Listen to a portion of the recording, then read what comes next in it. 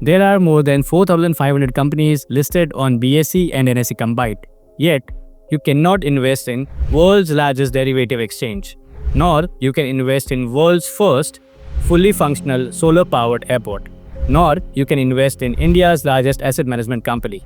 Yes, you heard it right. Here I'm talking about NSE, Cochin International Airport and SBI Funds Management Company. इनके बारे में आपने सुना तो ज़रूर होगा, but you cannot invest in these companies because ये शेयर्स किसी भी एक्सचेंज पे लिस्टेड नहीं है. These are not available publicly. तो how do investors get in? The answer is through unlisted equity shares. Hi, I am CA Ayush Bhatt, and in this video I will tell you all you need to know about unlisted shares. How does the regulation work? How can you invest? And whether should you invest or not? So, what exactly is unlisted share? Unlisted share is a share of a company which is not listed on any public stock exchange like BSE or NSE. You can invest in them through private deals between promoters, investors, employees, or even intermediaries. In unlisted space, you can find shares of startups, early stage businesses, or even large companies which have not gone public yet. This entire space is quite exclusive. It is rewarding, yet sometimes it can be risky as well. So now you may ask, जो share publicly available ही नहीं है, उनकी valuation का कैसे पता चलेगा? To value unlisted equity shares, investors and analysts use various methods. Two of the most used methods are peer group comparison method and DCF method, that is discounted cash flow method. In peer group valuation method, if we want to get the valuation of an unlisted company, we can compare its valuation with a publicly listed company which is in the similar industry and has similar revenue and margins. For example, if we want to get a valuation of NSE that is unlisted as of now, we can compare it with its closest peer, that is BSE.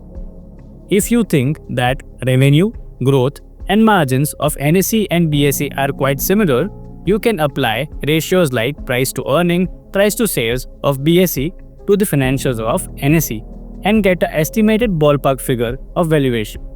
The other method is discounted cash flow method.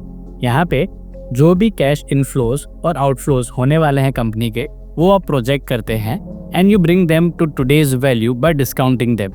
If you add up the discounted value, you get a valuation of the company. Now, of course, this technique is not easy at all because there are a lot of assumptions to be made. For example, revenue क्या होगा, margins क्या होंगे, project करना है उनको for multiple years and then you have to assume a discounting factor as well.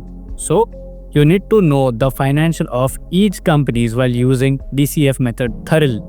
The biggest difference between a listed share and an unlisted share is regarding ownership and liquidity. When it comes to a listed company, there are thousands of owners. आपको अगर आपके shares बेचने हैं, you simply just go to stock exchange's website and sell them. In case of unlisted equity shares, the ownership is usually concentrated with the founders, early investors or even employees. जब आपको shares बेचने हैं, आपको buyer ढूंढने जाना पड़ेगा and sometimes it takes a lot of time. In case of listed equity, अगर आपको कोई एक share भी buy या sell करना है, you can do it easily. But when the case is of unlisted equity, you have to buy and sell them in lots, and the lot size depends upon the dealer. Now, another important aspect is of regulations. When it comes to case of listed equities, they have to go through thorough scrutiny of SEBI.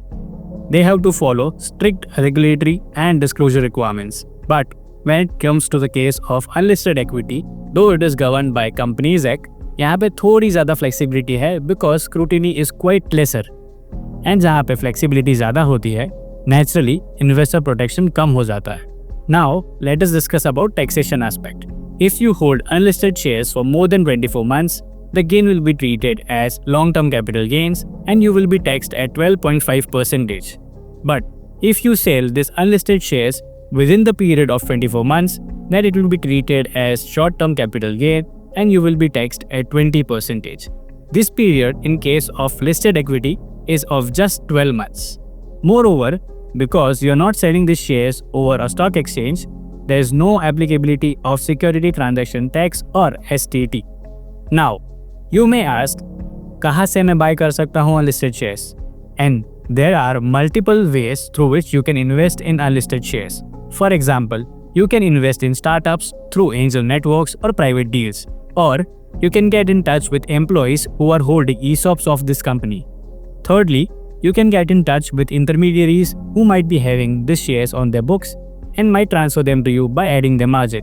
Fourthly and lastly, you can invest in pre-IPO companies which are in the process of getting listed. So, why you should be investing in an unlisted company? If things go well, there are various advantages. For example, you get early access to the fast-growing companies before public gets in.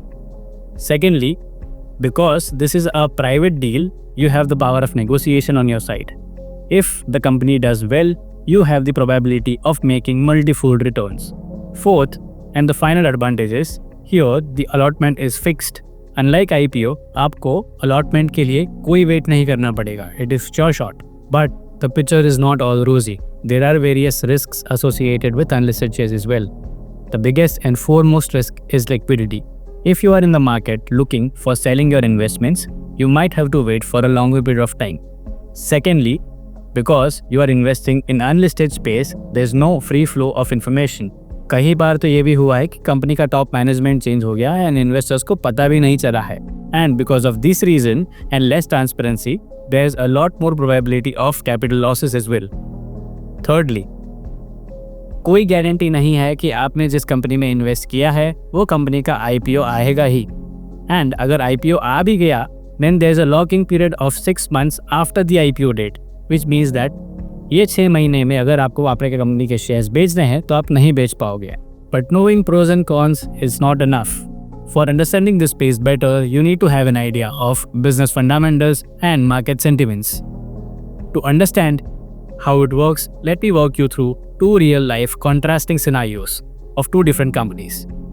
Let's start with NSE Limited. NSE का 2021 में share price was close to 800 rupees. In 2024, the company announced 4:1 bonus, and today, the adjusted price is close to 2200 rupees, which gives you whooping return of 1275% absolute return, and boils down to CAGR of 90%. On the flip side, let me give you an example of SDFC Securities. In 2021, the share price of SDFC Securities was trading at around 18,500 rupees, and today, the company shares is valued at 11,000 rupees, that is net 35% of capital loss. Interesting, harsh, but truth. So, what's the final word on unlisted equity? Unlisted equity is of great opportunity, but only if you know what you are buying into. It is not for everybody. It is not like buying a share on your phone and selling it tomorrow. यहाँ पे आपका पैसा लंबे time के लिए lock हो जाता है, and that too in a asset class which is not very much liquid. There is less of regulation and less transparency. यहाँ पे you should be very careful about FOMO. किसी फ्रेंड ने एक वीडियो दिखाया, screenshot दिखाया या खुद का एक्सपीरियंस शेयर किया, that does not mean that you are missing out on a big opportunity. Be very vigilant about investing into unlisted equity because here the biggest key is patience. यहाँ पे FOMO काम नहीं करता, यहाँ पे fundamentals and research काम करते हैं. If you found this video informative, do share it with your friends, do give it a like and follow us for more such insightful video.